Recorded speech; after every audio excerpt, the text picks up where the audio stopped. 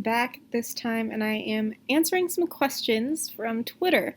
These are not questions about writing, they're not questions about really anything in particular, but there's this trend I've noticed on Twitter where people are looking for interaction and they just start asking questions, which sort of works, but I don't think it gets them the interaction that would actually be useful, and sometimes scrolling through Twitter feels more like an interview. So I'm going to take it as an interview and actually answer these questions. Question number 1. If you were a ghost, what would you do?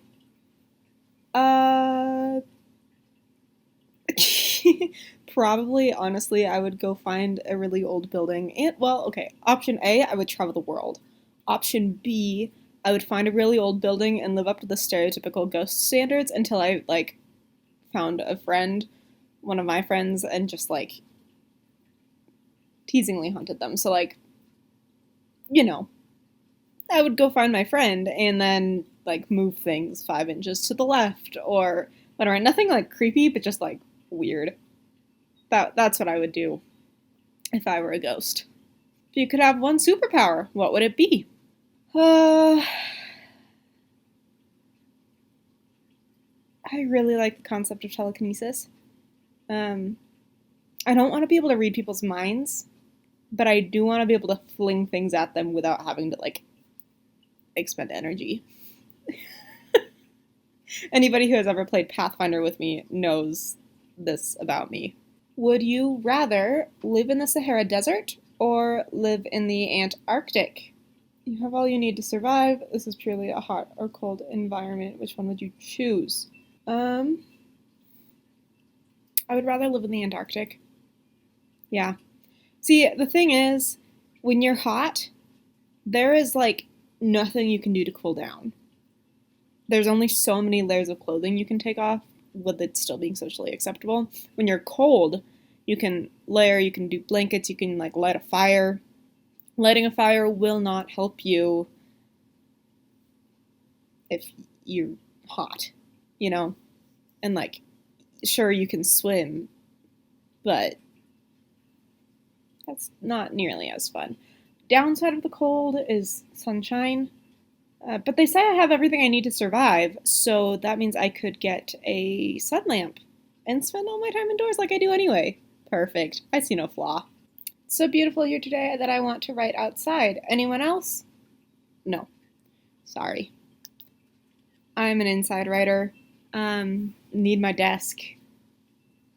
The second I go outside, there's so many distractions, whether it's and I don't want to get my computer dirty. That scares me. So, yeah, sorry. I'm gonna stay inside. What word does not describe your book?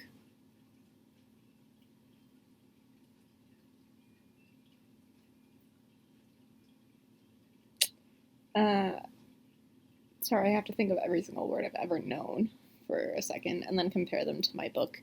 Because I would say lighthearted, but there are moments where the characters are happy and joking and having fun. It is definitely not a fantasy. It's definitely not morally sound. That's not one word, though. I hope it's fun. Fun is a weird word that's coming to mind, and I really hope it's fun. I hope that describes my book.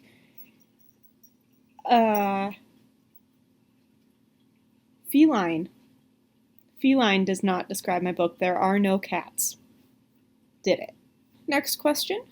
Who are some of the actors that you know that if they are in a project, you will 100% watch it? Tom Hiddleston, Sebastian Stan.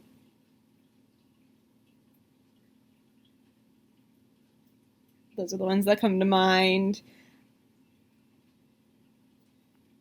Sorry, I'm a huge fan, and that's, total fangirl over here for especially those two. There are literally things that I, The Night Manager, I intentionally sought that out for the sole purpose of having another thing that Tom Hiddleston is in. Same thing with, The Martian. I ended up really enjoying that movie, but only really wanted to watch it because Sebastian Stan has a very minor role in it.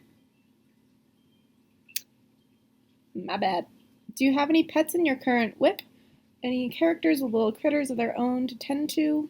In a previous draft, one of my characters had a pet German Shepherd. In my current draft of Book 2, there's a German Shepherd. Not one of the main character's pets, but one of the antagonist's pets. I have a pet of my own. And on this note, I don't think he's going to let me film anymore, so yeah, this is going to be the end of this video. But this is the end of this video. Oh, okay. He has determined I'm done being productive for the day. Until next time, I'll see you then. Bye.